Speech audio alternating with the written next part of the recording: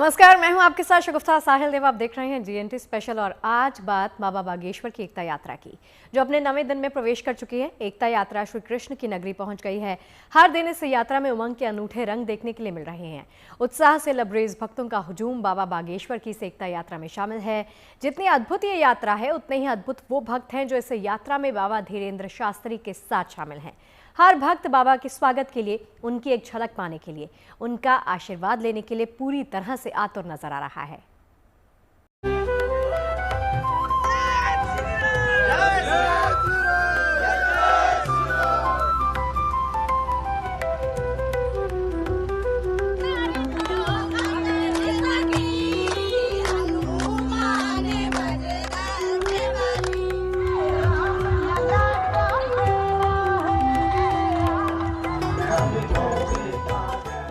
एकता की अटूट यात्रा सनातन के संकल्प के साथ अपने अंतिम पड़ाव की ओर पहुंच रही है। यात्रा के 9 दिन होने के बाद भी भक्तों में जबरदस्त उत्साह देखने को मिल रहा है।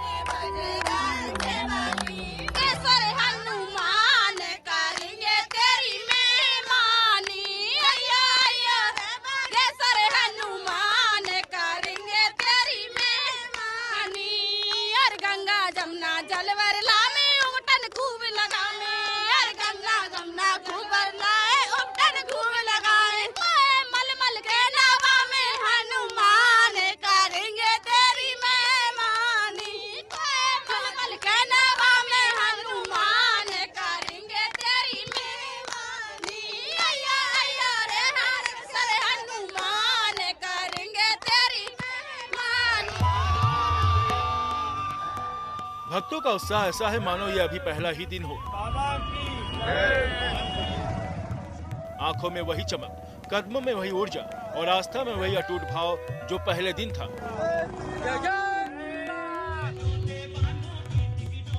ना थकावट है, ना कोई कष्ट, सभी उसी उत्साह और विश्वास के साथ आगे बढ़ रहे हैं। लोग कहते हैं कि रील के जमाने में लोगों की याददाश्त बहुत छोटी होती जा रही है। इस पदयात्रा के बारे में ऐसी क्या बातें होनी चाहिए जो रील देखने वाले भी कभी भूले ना? इस पदयात्रा में पहली बात तो जो अभूतपूर्व संकल्प हैं वो भूलना नहीं चाहिए। इस पदयात्रा में जो सभी मत पंथों का एकत्रीकरण हुआ वो देश को भूलना नहीं चाहिए। इस पदयात्रा में कल 16 तारीख को जो जय घोष लगेगा वो हिंदुओं को भूलना नहीं चाहिए। इस पदयात्रा में जो 150 करोड़ भारतीयों के लिए 150 किलोमीटर साधु महात्मा कष्ट पीड़ा तप सह करके चले, वो इस देश को भूलना नहीं चाहिए। यदि भूल गए तो निश्चित है कि वो अपने अस्तित्व को भूल जाएंगे, अपनी संस्कृति को भूल जाएंगे, अपने राष्ट्र को भूल जाएंगे। ब्रज की पावन भूमि में सनातन यात्रा के प्रवेश के साथ ही माहौल और दिव्य हो गया। राधा कृष्ण की लीलाओं के बीच यहाँ हर कण में भक्ति बहती है। ऐसे में इस पावन भूमि पर ब्रजवासियों ने भी सनातन यात्रा का दिल खोल के स्वागत किया। आज देश में जितने भी अखाड़ा परिषद हैं उनके अध्यक्ष यहाँ आए हैं और बाबा जी ने हमसे कहा कि पहला सवाल आप उनसे करें, यही सम्मान है बड़ों का।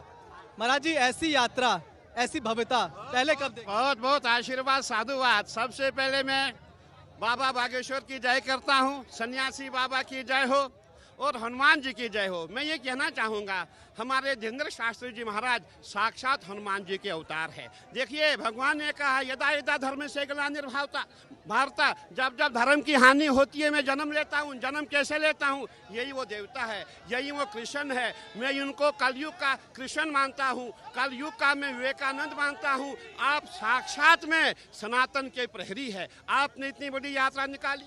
हमने देखा है राहुल गांधी भी यात्रा लेके आए थे, परंतु वहाँ 2-3 हजार लोग थे। और एक यात्रा ऐसी है कि पूरा हिंदुस्तान पागल है। एकता का मंत्र लेकर निकली ये पद यात्रा जैसे जैसे आगे बढ़ रही है, यात्रा में उमंग के अनूठे रंग भी देखने को मिल रहे हैं। वृंदावन से महज चंद किलोमीटर की दूरी पर मौजूद बाबा बागेश्वर की इस यात्रा को लोगों का जबरदस्त समर्थन मिल रहा है। वैसे तो बाबा बागेश्वर की सनातन एकता पदयात्रा में कई नामी गिरामी चेहरे शामिल हो चुके हैं और कई आज और कल शामिल होने वाले हैं। सूत्रों के हवाले से खबर है कि मशहूर कथावाचक जया किशोरी भी आज पदयात्रा में शामिल होंगी। इनके अलावा इंद्रेश उपाध्याय, चिदानंद मुनि, गीता मनीषी भी बाबा बागेश्वर के साथ आ सकते हैं। अध्याय 700 श्लोक और उसके बाद भी भगवान को विराट रूप दिखाना पड़ा था, तब जाके अर्जुन ने शस्त्र उठाए थे। तो हिंदू जलाना इतना आसान नहीं है, बहुत मेहनत का कार्य है। सनातन की अनंत यात्रा से जुड़ी एकता यात्रा वृंदावन में कल अंतिम विराम लेगी। श्री बांके बिहारी जी मंदिर में विधि विधान के साथ यात्रा समाप्त होगी। मथुरा से मनीष अड़सिया के साथ bureau report, good news today. और चलिए बात 25 नवंबर को राम की नगरी अयोध्या में होने वाले भव्य ध्वजारोहण समारोह की करते हैं। भगवान राम की प्राण प्रतिष्ठा तो 22 जनवरी 2024 को हो चुकी है, लेकिन अब भव्य ध्वजारोहण होने जा रहा है। सनातन में मंदिर के शिखर पर ध्वज फहराने की परंपरा संस्कृति के साथ जुड़ी हुई है, लेकिन अपना अलग महत्व भी इसका होता है। तो इसी खास शो में हम जानेंगे आखिर मंदिर पर ध्वजा लहराने की परंपरा इतनी महत्वपूर्ण और जरूरी क्यों होती है। चलिए रिपोर्ट के जरिए जानिए।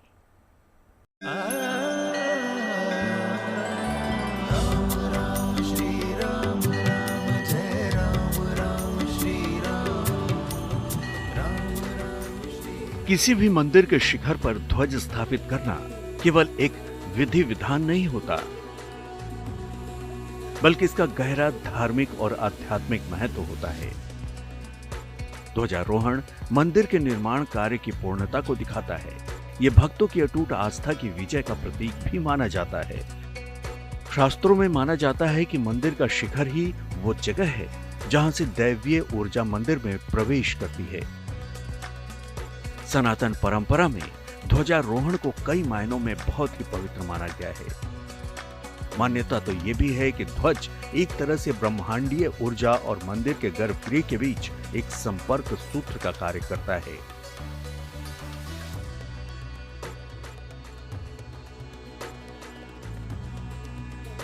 मंदिर का ध्वज दूर से ही भक्तों को भगवान की उपस्थिति का संकेत देता है।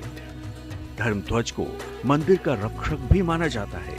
मान्यता है कि ध्वज मंदिर और उसके आसपास के क्षेत्र को सभी प्रकार की नकारात्मक शक्तियों और बाधाओं से सुरक्षित करता है, जिससे वातावरण में हमेशा सकारात्मकता और शुभता बनी रहती है। इसलिए धर्म ध्वज को मंदिर का रक्षक भी माना जाता है।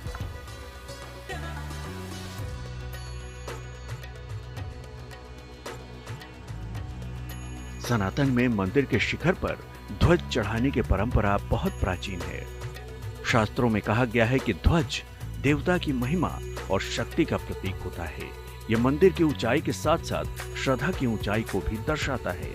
जब किसी मंदिर के शिखर पर ध्वज फहराया जाता है तो माना जाता है कि वहां दिव्य ऊर्जा का संचार होता है।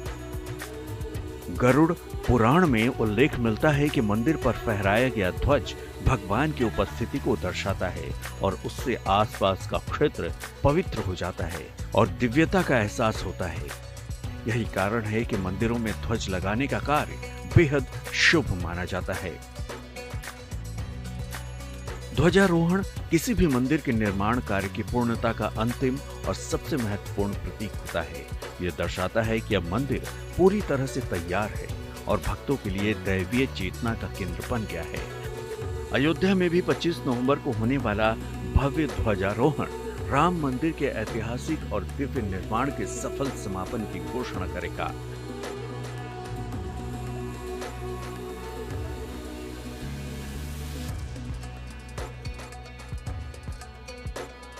सदियों के संघर्ष और करोड़ों राम भक्तों की अटूट आस्था के बाद इस भव्य श्री राम मंदिर का निर्माण हुआ है। ऐसे में शिखर पर लहराता हुआ भगवा ध्वज सत्य की विजय, धर्म की जय और राम भक्तों की भावनाओं के सम्मान का सबसे बड़ा प्रतीक होगा। इसलिए राम मंदिर के मुख्य शिखर पर फहराया जाने वाला श्री राम धर्म ध्वज भी विशेष है, जिसे शास्त्रों और भगवान राम की सूर्यवंशी परंपरा के अनुरूप तैयार किया गया है। ध्वज का रंग केसरिया होगा। इस पर सूर्य देव का प्रतीक चिन्ह अंकित होगा, जो भगवान राम के सूर्यवंशी होने की शाश्वत ऊर्जा और महिमा का प्रतिनिधित्व करेगा। इसके अलावा धर्म ध्वज पर कोविंदर वृक्ष और ओम भी अंकित हो सकता है। ध्वज की लंबाई 22 फीट और चौड़ाई 11 फीट होगी। भगवा रंग का यह विशेष झंडा 42 फीट लंबे खंभे पर 360 डिग्री तक घूमने वाली व्यवस्था के साथ फहराया जाएगा। ये देश में पहली बार होगा जब किसी मंदिर के शिखर पर 191 फीट की ऊंचाई पर ध्वज फहराया जाएगा। ये न केवल धार्मिक आयोजन होगा बल्कि भारत की संस्कृति और आस्था का गौरव प्रतीक भी बनेगा। जो लक्ष्मण जी का है, शेषावतार जिसे कहते हैं, वो और परकोटा के 6 मंदिर, इन सभी पर ध्वज लहराएगा। इन पर ध्वज का प्रारूप क्या हो वह भी अंतिम कर दिया गया है। बनाने की व्यवस्था भी वही होगी, वही नायलॉन का पैराशूट का कपड़ा इस्तेमाल होगा और केसरिया रंग का होगा और इस पे ओम ध्वज पर छपा होगा। तो ये 7 ध्वज भी अंतिम कर दिए गए हैं जो लगाए जाएंगे और जो प्रमुख भगवान रामलला का शिखर पर लगना है वह उसी दिन। श्री राम मंदिर परिसर में हरियाली विकसित करने और वृक्षारोपण के लिए विशेष योजना तैयार की गई है। मंदिर के चारों ओर सुंदर उद्यान, जलाशय और पथ बनाए जा रहे हैं ताकि आने वाले श्रद्धालुओं को शांति और सौंदर्य का अनुभव हो सके। इसके अलावा सप्त मंडप में लोअर प्लिंथ में रामायण से जुड़े 3D म्यूरल्स लगाए गए हैं। ये म्यूरल्स रामायण की विभिन्न घटनाओं जैसे श्री राम का वनगमन, सीता स्वयंवर, लंका विजय और राम राज्य की स्थापना को दर्शाएंगे। मंदिर के परकोटे में भी भारतीय संस्कृति और सनातन परंपरा पर आधारित करीब 80 म्यूरल्स बनाए गए हैं। इस मंदिर में सिर्फ भगवान की मूर्तियां ही नहीं लगाई गई हैं, बल्कि मंदिर का एक एक दीवार, एक एक चित्रकारी प्रभु श्री राम की कहानी बयां करता है। यहाँ पर तीर्थयात्रियों की सुविधाओं का भी खासा ध्यान रखा गया है। यात्रियों की सुविधाओं के लिए कई विशेष व्यवस्थाएं बनाई गई हैं। ये मंदिर तीर्थयात्रियों की सुविधाओं का ध्यान रखा गया है। तीर्थयात्री आएगा, जूते कहाँ रखेगा, मोबाइल कहाँ जमा करेगा, पर्स कहाँ रखेगा, छोटा मोटा बैग कहाँ जमा करेगा, इसके लिए बहुत बड़ी मात्रा में लॉकर सिस्टम है। बहुत बड़ी का मतलब है एट ए टाइम आज भी 10,000 लोग 10,000 लॉकर वर्किंग में हैं। ये संख्या निरंतर बढ़ाई जा रही है। आते समय, ले जाते समय आपका सामान खोया नहीं जाएगा। धूप, वर्षा, ओला, कोहरा, तुमसे एक बात बता दी, इसमें यात्रियों की रक्षा कैसे हो, इसलिए प्रवेश मार्ग और विकास मार्ग पर लगभग 2.25 किलोमीटर से अधिक कैनोपी लगाई गई है। बहरहाल रामलला के ध्वजारोहण का साक्षी बनने के लिए अयोध्या तैयार है और सभी को अब उस पल का इंतजार है। अयोध्या से मयंक शुक्ला के साथ bureau report, good news today. देखिए, दिल्ली में सर्दी अभी बस दस्तक ही दे रही है, लेकिन हिमाचल प्रदेश में जिस तरह तापमान गिरता जा रहा है उससे तो ये साफ हो गया है कि आने वाले दिनों में ठंड अपने पूरे रंग में होगी। आगे जानने के लिए देखिए हमारी एक खास रिपोर्ट।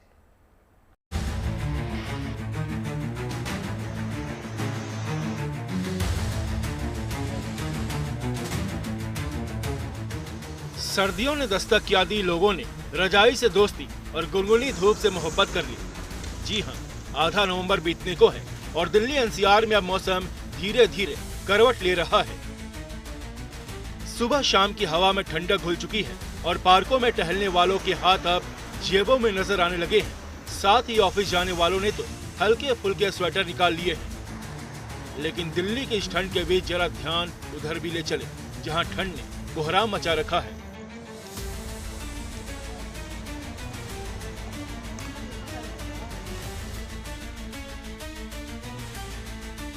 हिमाचल प्रदेश, जहां सुबह शाम की ठिठुरन अब कड़ाके की ठंड में बदल चुकी है। राज्य के कई जिलों में न्यूनतम तापमान 5 डिग्री सेल्सियस से नीचे पहुंच गया है।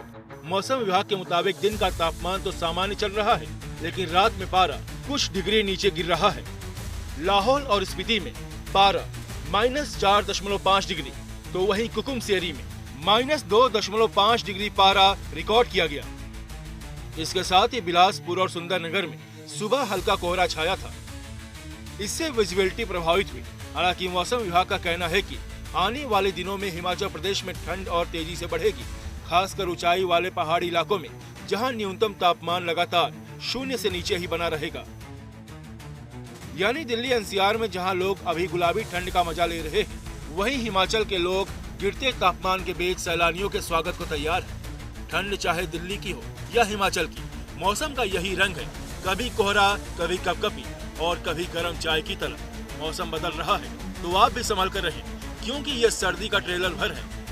अगले कुछ दिनों में कड़ाके की ठंड अपना असल रंग दिखाएगी। Bureau report, good news today.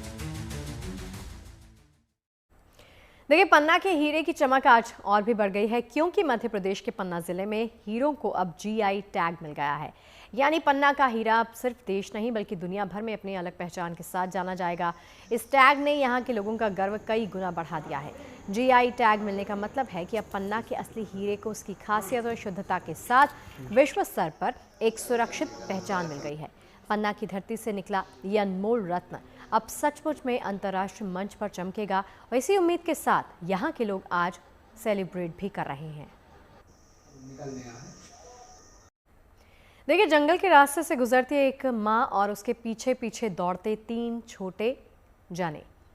Seoni के पेंच टाइगर रिजर्व में ये बेहद खूबसूरत सा नज़ारा कैप्चर हुआ, जहां सफारी के दौरान पर्यटकों की नज़र अचानक से इस नई टाइगर फैमिली पर जा पड़ी, जहां बाघिन अपने एक शावक को मुंह में उठाकर रास्ता पार कर रही थी और बाकी के 2 शावक उसके पीछे पीछे चलते दिखे।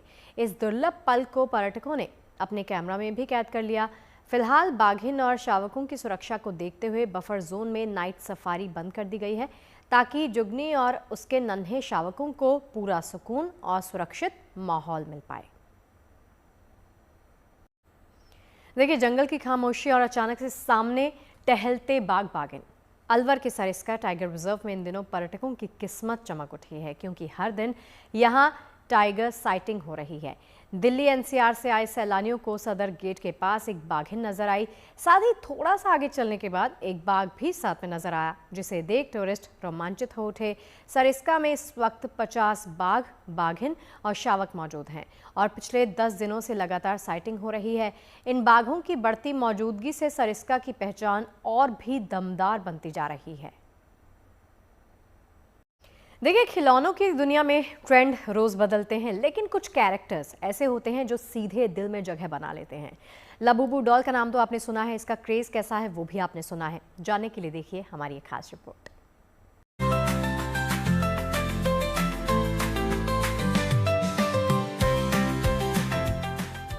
खरगोश जैसे कान, बड़ी बड़ी आंखें, थोड़ा भयावे लेकिन फिर भी दिल को छू जाने वाला। जी हाँ, हम बात कर रहे हैं लबूबू डॉल की, जिसने दुनिया भर में धूम मचा रखी है। हर कोई इस डॉल का दीवाना है। लड़कियों के बीच तो मानो इस डॉल का अलग ही क्रेज देखने को मिल रहा है। तो चलिए जानते हैं आखिर ये डॉल आई कहाँ से। 2015 में हांगकांग के टॉय डिजाइनर कासिंग लुंग ने इस छोटे से बड़े दांतों वाले डॉल को बनाया था और वहीं से जन्मी लबूबू डॉल की रंगीन दुनिया। आज ये डॉल दुनिया भर में मशहूर है। लबूबू डॉल एक नहीं बल्कि कई अलग अलग रंग और रूप में मिलती है और ये सब मिलकर बनाते हैं लबूबू की छोटी सी लेकिन बेहद प्यारी दुनिया। हर कैरेक्टर का अपना लुक और अंदाज है और हर एक कैरेक्टर ने अपने फैंस के दिलों में अलग जगह बनाई है। डॉल बनाने वाली कंपनी ने ज्यादा से ज्यादा लोगों तक पहुंचाने के लिए एक नई रणनीति अपनाई और बाजार में उतारा द ब्लाइंड बॉक्स। ये ब्लाइंड बॉक्स भी अपने आप में एक रहस्य होता है, क्योंकि इस बॉक्स को लेने वालों को अंदाजा नहीं होता है कि उस बॉक्स में लबूबू डॉल का कौन सा किरदार निकलेगा। और इस बॉक्स की यही खूबी लोगों को लुभा रही है। इस बॉक्स को लेने के लिए स्टोर पर लोगों की लंबी कतारें लग रही हैं। लबूबू डॉल के कुछ किरदार तो इतने मशहूर हो गए हैं कि उनकी कीमत आसमान छू रही है, लेकिन लबूबू डॉल तो अब एक ग्लोबल क्रेज बन चुका है, जिसे पाने के लिए उसके दीवाने कोई भी कीमत देने को तैयार हैं। Bureau report, good news today.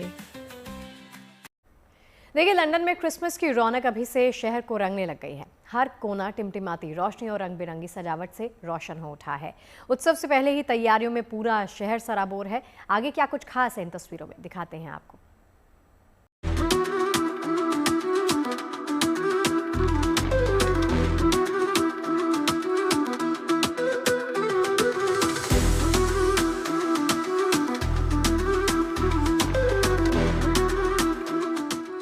भव्य प्रोजेक्शन शो,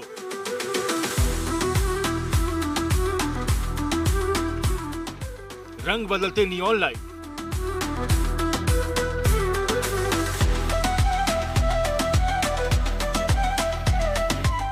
डिस्को बॉल के बीच सजा डांस फ्लोर,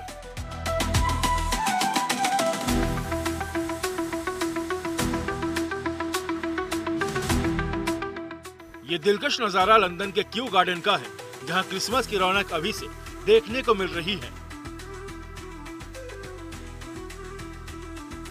रात के अंधेरे में टेम्परेट हाउस पर चमकते रंग बिरंगी लाइटों की बारिश किसी जादुई कहानी जैसा नजारा बना रही है।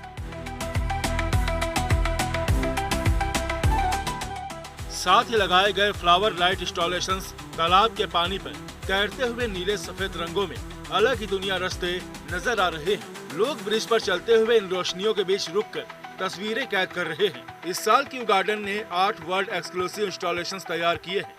पाम हाउस के आसपास का इलाका और हवा में तैरते ब्लूम्स सबका ध्यान अपनी तरफ खींच रहे हैं।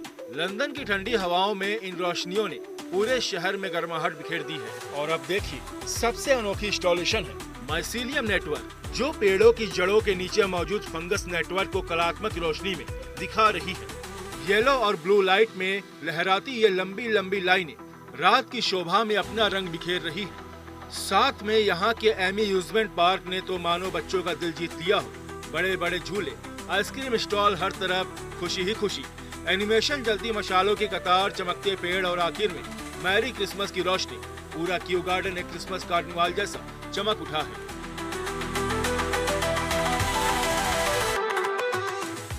रोशनी के बीच खिलती मुस्कुराहटें, यही है क्रिसमस क्यू, जहां हर कदम पर एक नया सरप्राइज आपका इंतजार कर रहा है। Bureau report, good news today.